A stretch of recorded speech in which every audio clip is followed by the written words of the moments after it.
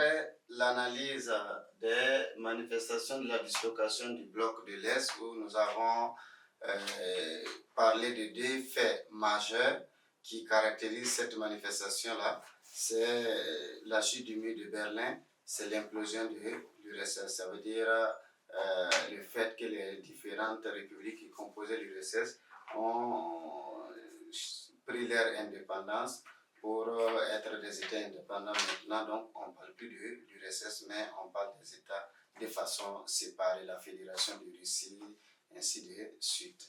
Maintenant, nous abordons le grand 3, ça veut dire le dernier grand point de la leçon. Ces grands points concernent surtout les conséquences de l'effondrement de l'URSS. Les conséquences de l'effondrement de l'URSS.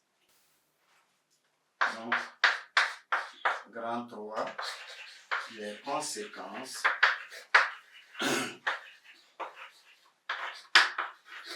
de l'effondrement de l'URSS.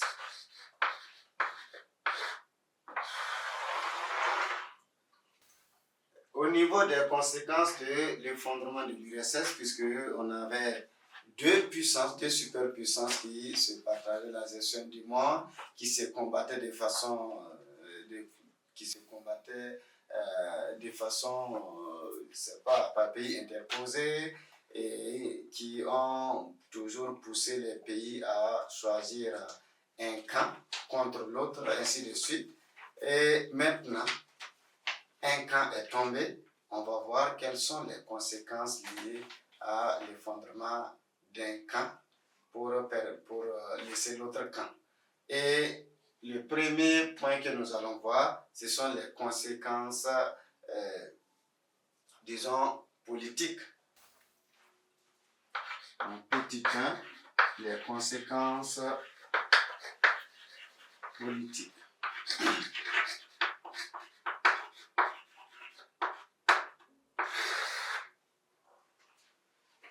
Les conséquences politiques de l'effondrement de l'URSS.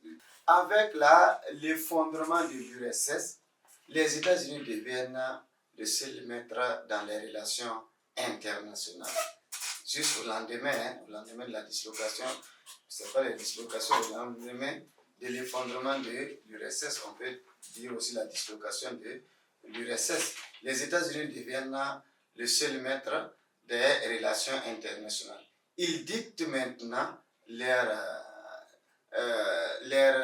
modèle politique qu'ils veulent voir émerger, surtout la démocratie libérale.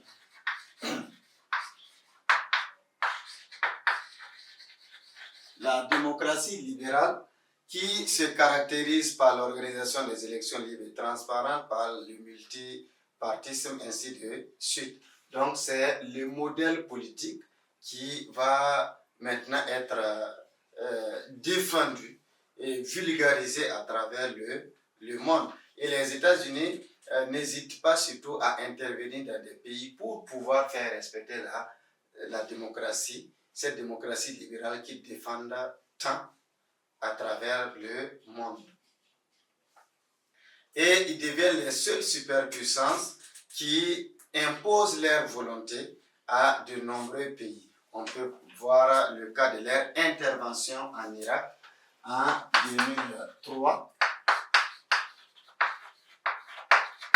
Malgré l'opposition de la communauté internationale, malgré l'opposition de l'ONU, ils se sont donné ce droit-là d'aller intervenir en Irak pour pouvoir, selon eux, rétablir la démocratie, mais également débarrasser les régimes-là des armes de destruction massive.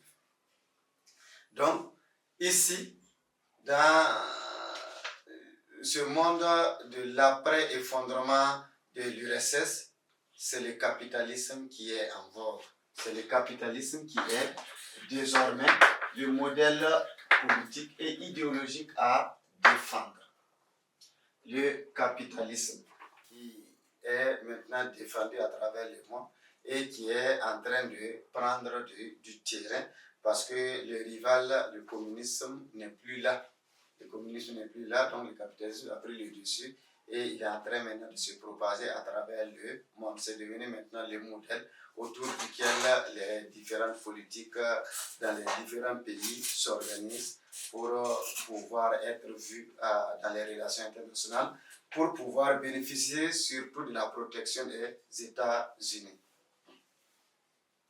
Donc, en résumé, le monde de l'après-effondrement de l'URSS, c'est un monde unipolaire,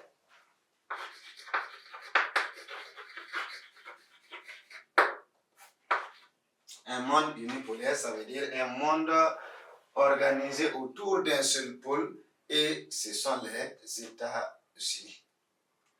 Et c'est un monde également qui va connaître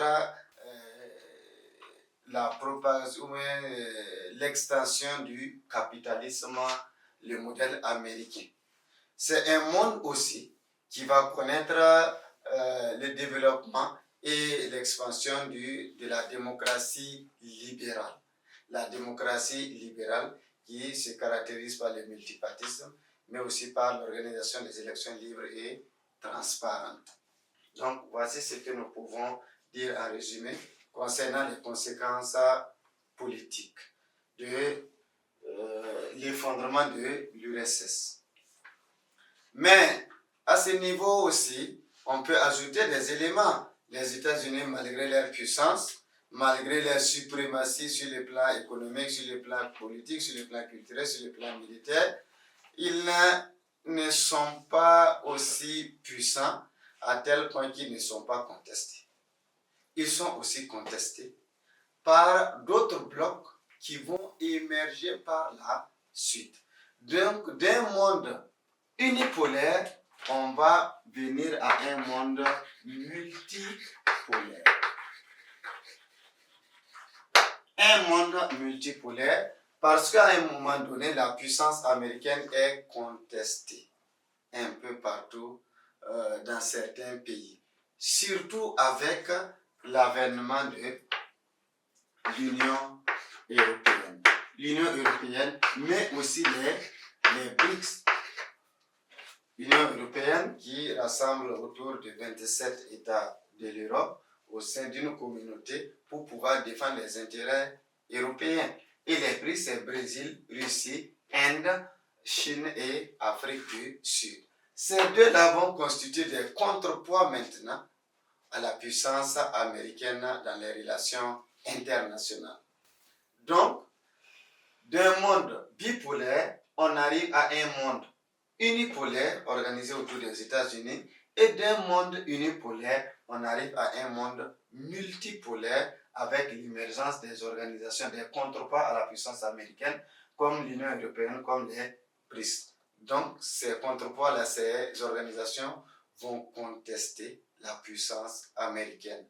Ce sont ces organisations qui vont mettre un peu en difficulté l'expansion que le capitalisme avait commencé à faire juste après l'effondrement de l'URSS. Donc voici ce que nous pouvons dire concernant les conséquences politiques de l'effondrement de l'URSS.